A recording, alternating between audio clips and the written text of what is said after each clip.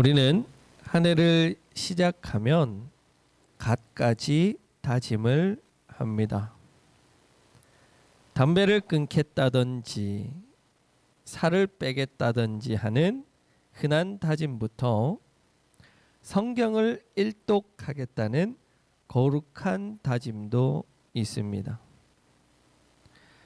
그런 다짐을 하고 한 달이 지났습니다. 여러분이 연초에 했던 그 각자의 다짐은 잘 지켜지고 있습니까? 아직 늦지 않았으니 새해 가졌던 마음을 되새겨서 다시금 거룩을 향한 우리의 발걸음을 재촉하시기 바랍니다. 마땅히 우리는 하나님의 자녀이기 때문에 거룩해야 합니다. 레위기에서 하나님은 백성들을 향해서 이렇게 말씀하십니다. 너희는 거룩해라. 왜요? 나 하나님이 거룩하니 너희도 거룩하라고 말씀하십니다.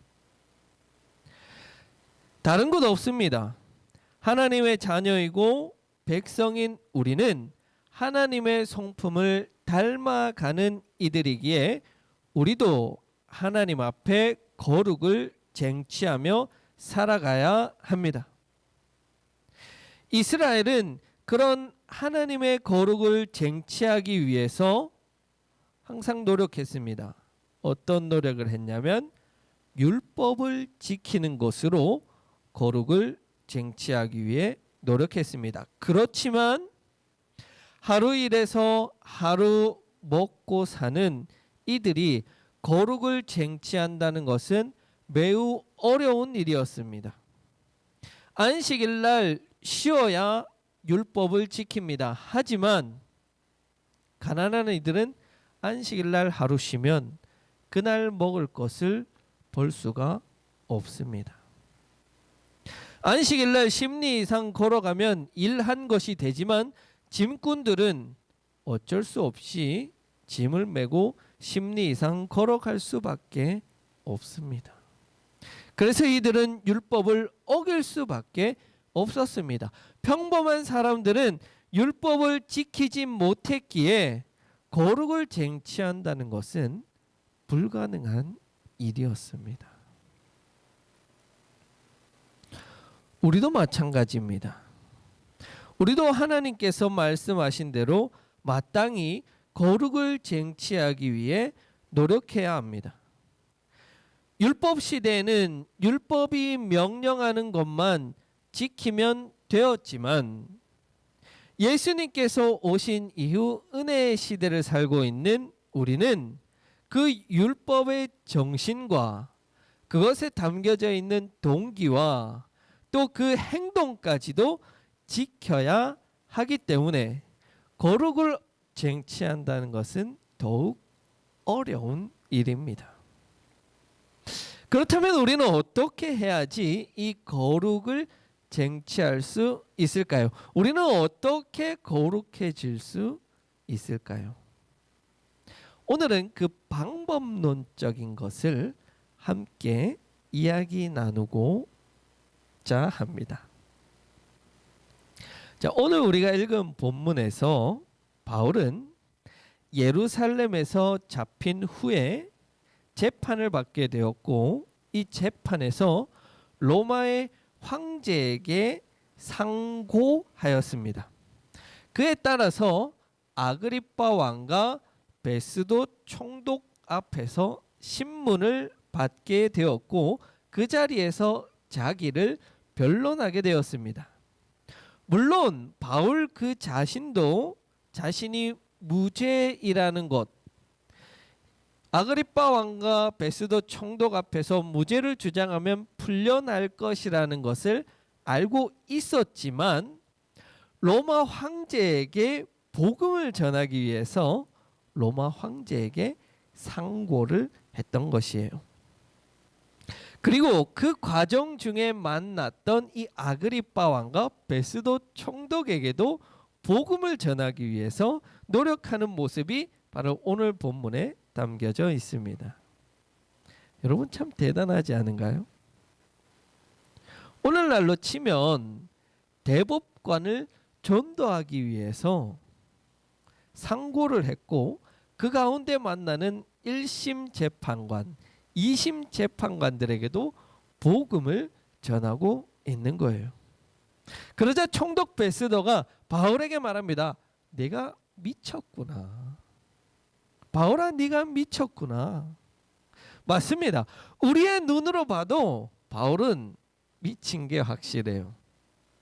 자기 자신을 잘 변호해서 풀려날 생각을 해야지 그런 마음은 조금도 가지고 있지 않고 그저 기회가 될 때마다 그저 만나는 사람마다 복음 전해서 회심하게 하려는 이 바울의 모습을 보면 참으로 바울은 미쳤습니다. 바로 예수 그리스도와 그분께서 주신 은혜로 인하여서 예수와 복음에 미쳐 있었던 것입니다. 바로 이것입니다. 우리가 어떻게 거룩을 쟁취할 것인가? 우리도 미쳐야 합니다. 바울처럼 예수와 그 십자가의 복음, 그 은혜에 온전히 녹아들어야 합니다. 예수에게 미치지 않으면 우리는 그리스도의 장성한 분량에게까지 미칠 수 없습니다. 말 그대로 불광불급, 미치지 않으면 미치지 못하는 거예요.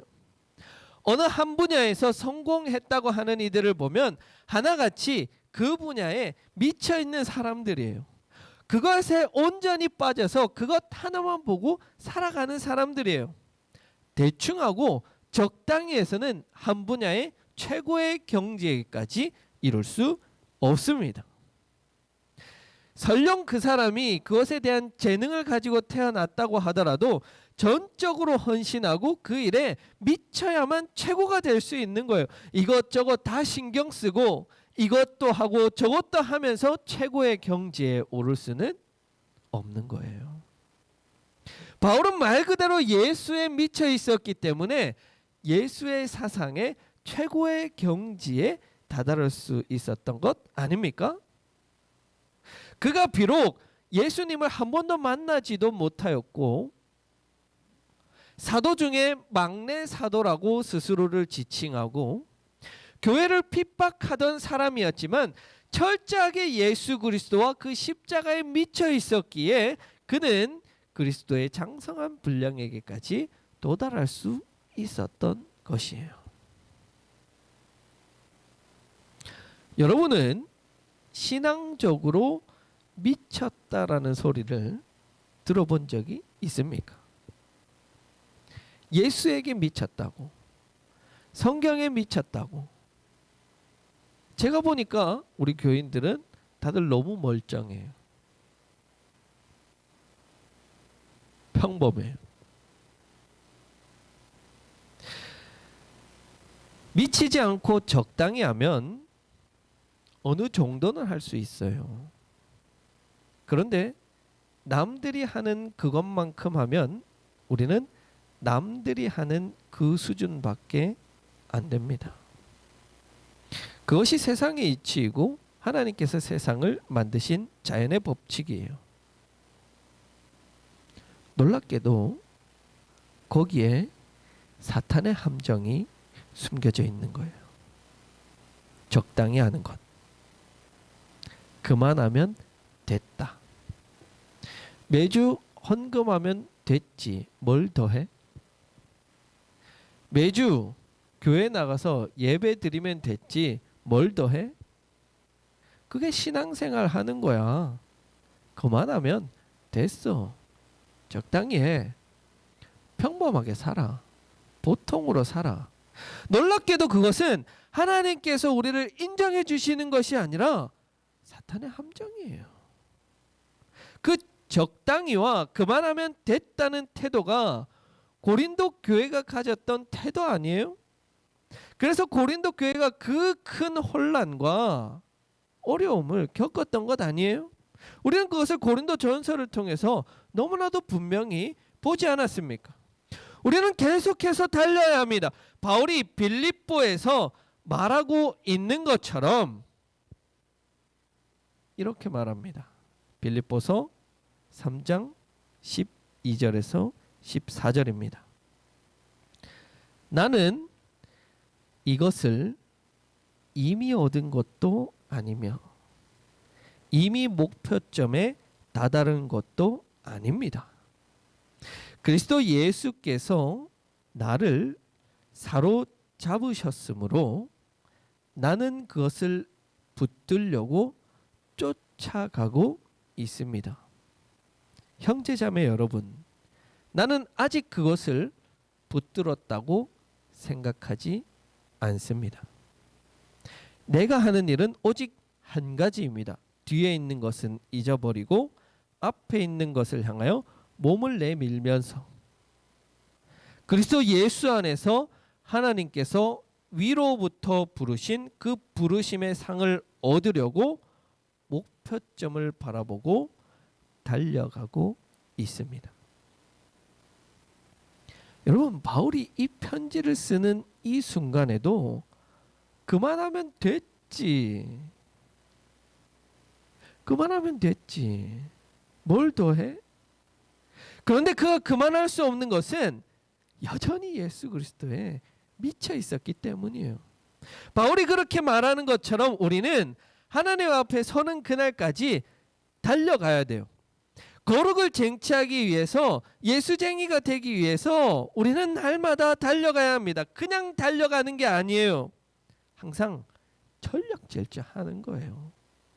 어떻게 믿음의 경주를 하는데 설렁설렁 뛰어요?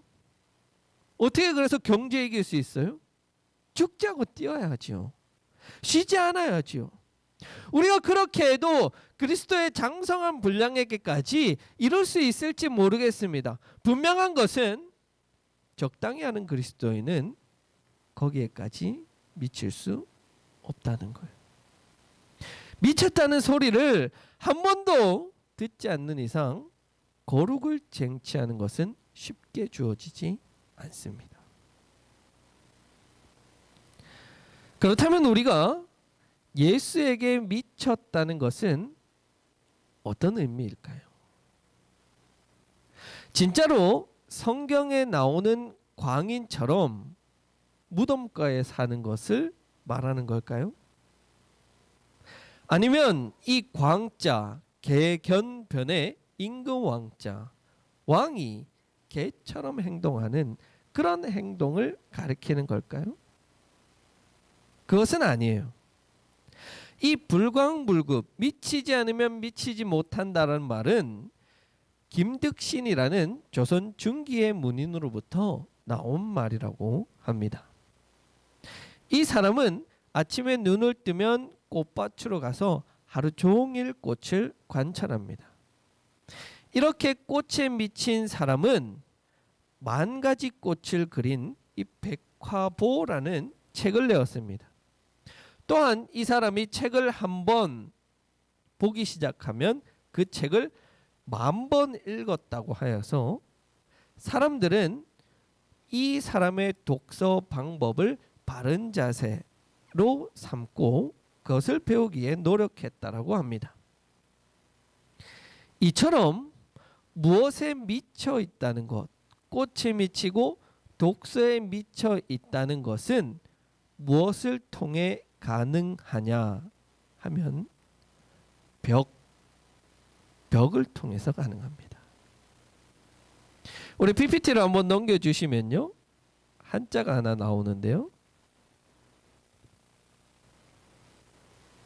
우리 한 집사님 무슨 글자입니까?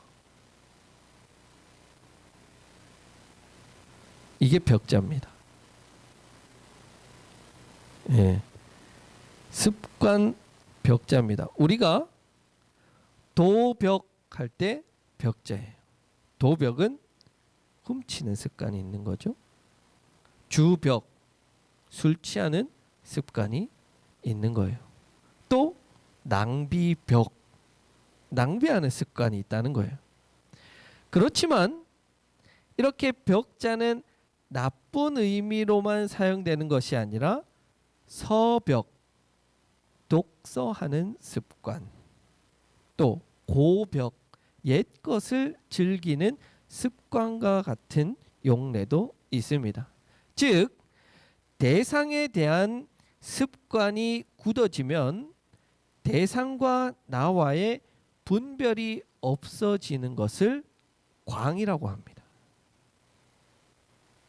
그래서 대상과 나와의 구별이 오롯이 사라져서 일체가 되는 것이 급, 미치는 거예요. 이해가 되세요? 불광, 불급. 미치는 것은 벽을 통해서 가능하고 그 벽이 광이 되고 광이 급이 되는 거예요. 그래서 우리가 예수에 미치기 위해서는 무엇이 필요할까요? 예수 벽이 필요한 거예요. 그러면 예수 벽이라는 것은 어떻게 가능한 것인가? 내가 예수님처럼 행동하는 거예요. 습관이에요. 습관으로 만드는 거예요. 오늘은 예수님께서 가난한 자들을 도와주셨던 것을 따라하는 거예요. 그래서 따라서 가난한 자들을 한번 도와요. 내일은 예수님께서 한적한 곳으로 가셔서 기도하신 습관을 쫓아서 우리도 그렇게 기도하는 거예요. 그리고 그 다음 날은 예수님께서 말씀을 읽으신 것처럼 우리도 성서를 읽는 거예요. 이렇게 우리가 예수님께서 하신 행동들을 하나하나 따라가다 보면 그것을 우리의 습관으로 만들게 되면 마침내 우리는 예수님처럼 행동하는 거예요. 내가 의식하지 않아도 지금은 의식적으로 그것을 하려고 노력하지만 그것이 습관이 되고 그것이 내 몸에 배이게 되면 의식하지 않아도 예수님처럼 행동하게 되는 거예요. 벽이 광이 되는 거예요. 그리고 마침내는 내가 예수님인지 예수님이 나인지 모르는 그 경지에까지 이르게 되면 바로 성경에서 말하는 그리스도의 장성한 분량에게까지 이르는 거예요. 급이에요. 급. 그래서 중요한 것은 우리가 매일매일 하나하나 예수님의 말씀, 행동, 생각을 묵상하고 그것을 따라하려고 하는 그 가장 기초적인 노력이 중요한 거예요. 처음에는 하루에 하나, 하루에 한 번 따라합니다. 그러다 그것이 하루에 1시간, 하루에 6시간, 하루의 절반, 마침내는 깨어져 있는 모든 시간, 하루 종일이 예수 그리스도의 행동과 모습과 생각을 따라 살아갈 때 우리는 온전히 예수님의 모습으로 살아가는 겁니다. 그것이 우리가 거룩을 쟁취하는 방법이고, 그렇게 할 때 우리는 기독교에서 말하는, 그리스도교에서 말하는 경지에 이르게 되는 거예요. 수준에 도달하는 겁니다. 단적으로 저는 그런 것을 경험한 예가 있는데요. 종종 설교를 준비하다가 예전에 했던 설교들을 한 번씩 이렇게 찾아보곤 합니다. 그러면 잘한 설교도 있고 못한 설교도 있는데 대체적으로 설교들이 좋더라고요. 한 5년 전쯤에 했던 그 설교들은 와, 정말 좋아요.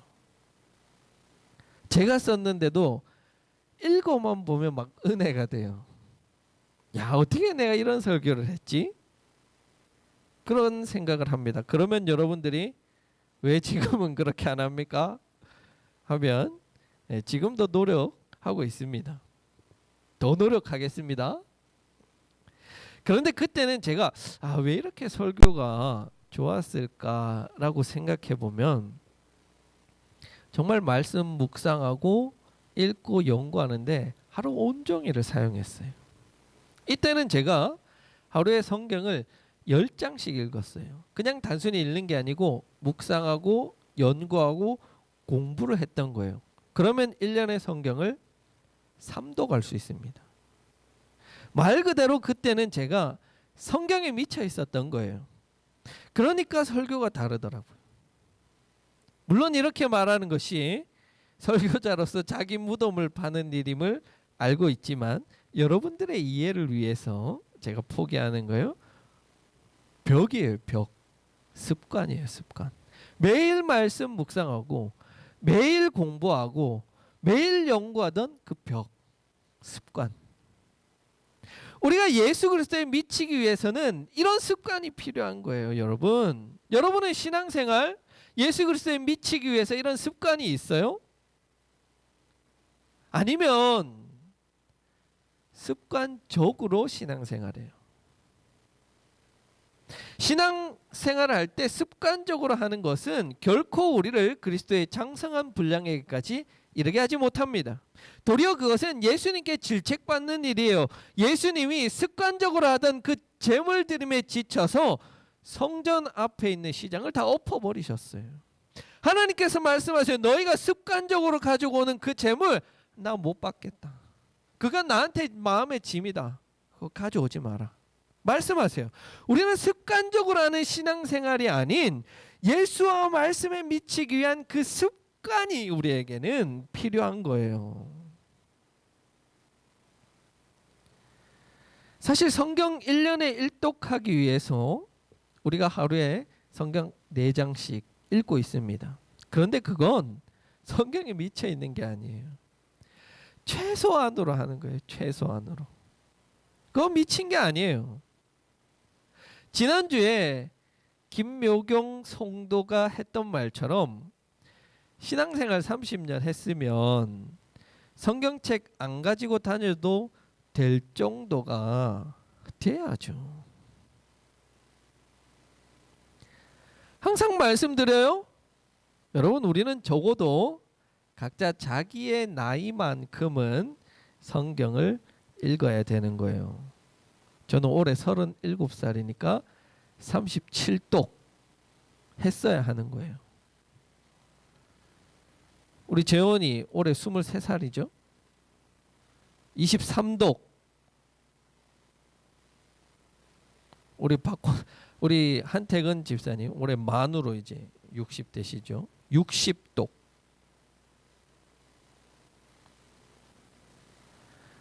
여러분 나이에 맞는 그 성경 읽기 하기 전에 내가 하나님 앞에 안 서겠다. 다짐하시고 하셔야 돼요. 성경에 미쳐야 돼요. 예배에 또 미쳐야죠. 다른 생각할 겨를이 없어요. 예배에 온전히 녹아들어야죠. 예배에 온전히 미쳐야 합니다.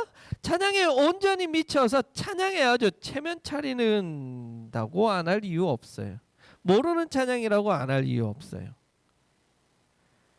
그렇다면 그건 도리어 하나님 앞에 부끄러운 일이에요. 습관적으로 드리는 거예요. 벽이에요. 벽. 습관. 습관은 거저 생기지 않습니다. 노력해야 돼요. 적당히 하려는 마음, 귀찮아하는 마음, 그 마음 다 이겨내야지 우리가 습관이 되고 온전히 녹아들 수 있는 거예요. 올해는 우리가 온전히 미치지는 못하더라도 이 노력을 통해서 하나하나 습관을 만들어 갑시다. 예배에 온전히 녹아들기 위해 가지려는 습관, 성경을 잘 읽고 이해하려는 습관, 예수 그리스도의 생각과 행동과 정신을 따라 살려는 습관. 그래서 이 적은 노력과 습관들이 쌓여서 마침내는 그리스도의 장성한 분량에까지 미치게 될 겁니다. 예수에 미치십시오. 말씀에 미치십시오. 예배에 미치십시오. 그런 자들이 하나님을 보고 하나님 나라를 만들어 갈 것입니다.